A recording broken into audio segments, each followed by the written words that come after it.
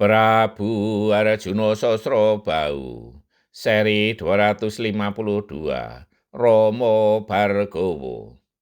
Hari telah menjelang petang. Sebagian besar orang-orang sudah pulang ke rumah masing-masing. Ada beberapa orang yang bertugas menjaga bendungan itu di malam hari.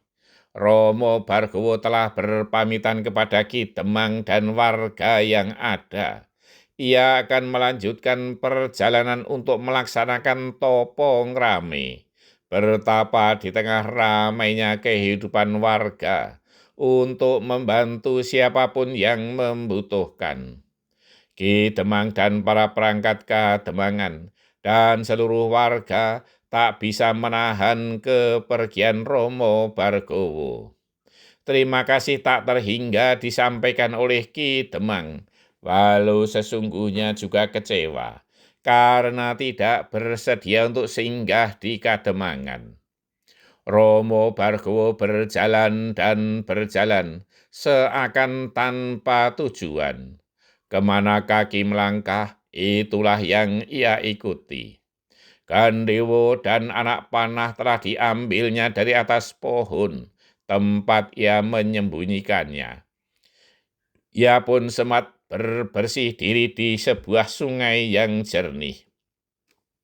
Malam itu ia akan beristirahat sepenuhnya di tempat yang sepi. Ia memilih di atas dahan pohon yang besar dan banyak cabangnya. Ia tak khawatir akan adanya hewan buas di tepi sungai itu. Malam itu, Rama Bhargawa dapat beristirahat sepenuhnya tanpa gangguan apapun. Namun ketika ayam hutan berkokok untuk kedua kalinya, Rama Bhargawa tertegun. Sayup-sayup terdengar suara kentongan 2-3 kali terus-menerus, pertanda ada pencurian. Sumber suara kentongan itu dari seberang sungai.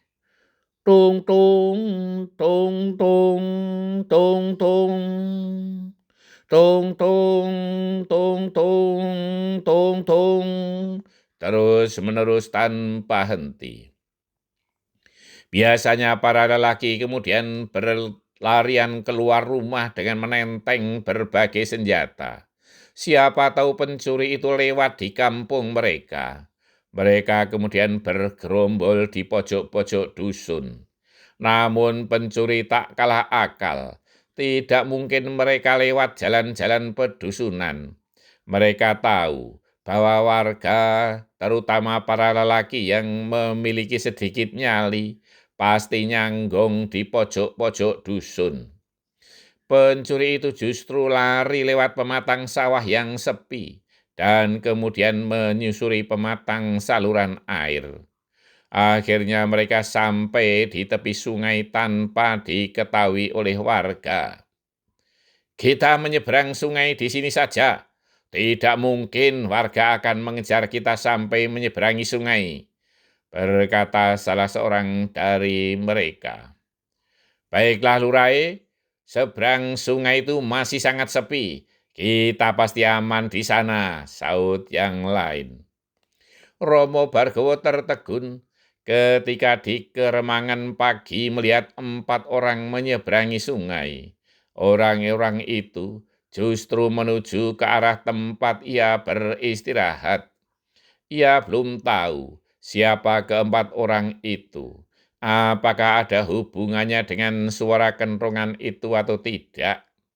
Rama Bhargawa kemudian meloncat turun. Ia ingin mengetahui siapa orang-orang itu. Seandainya mereka adalah penjahat, harus dihentikan. Tetapi jika mereka orang-orang lumrah, orang kebanyakan, biarlah mereka lewat. Hari masih gelap. Tidak ada kesulitan bagi Rama Bhargawa untuk berlindung di semak-semak tepi kali itu. Tak keliru perkiraan Rama Bhargawa. 4 orang itu memang menepi di dekat ia berlindung. Hahaha. Kita selamat, orang-orang kampung yang bodoh, celeduk salah seorang dari mereka. Bodoh dan penakut, timpal yang lain. Kita berempat ini sudah beberapa kali menjarah harta orang kaya, namun belum pernah tertangkap, celeduk yang lain. Apalagi jika ada peronda, mereka hanya berkumpul di gerdu, kita leluasa mencuri, hahaha. Seluruh yang lain. Kilurah, malam ini kita mendapat jaran yang lumayan. Aku bisa kawin lagi, hahaha. Kelakar yang lain. Namun tiba-tiba mereka terkejut bukan kepalang. Terdengar suara hentaman yang sangat keras. Bluk! Salah seorang dari mereka terkapar. Sebuah cumplung kelapa berlubang sisa bajing menghantam kepala orang yang kemudian terkapar tersebut. Belum sempat mereka menyadari apa yang terjadi. Ketiga orang lainnya telah tersungkur pula.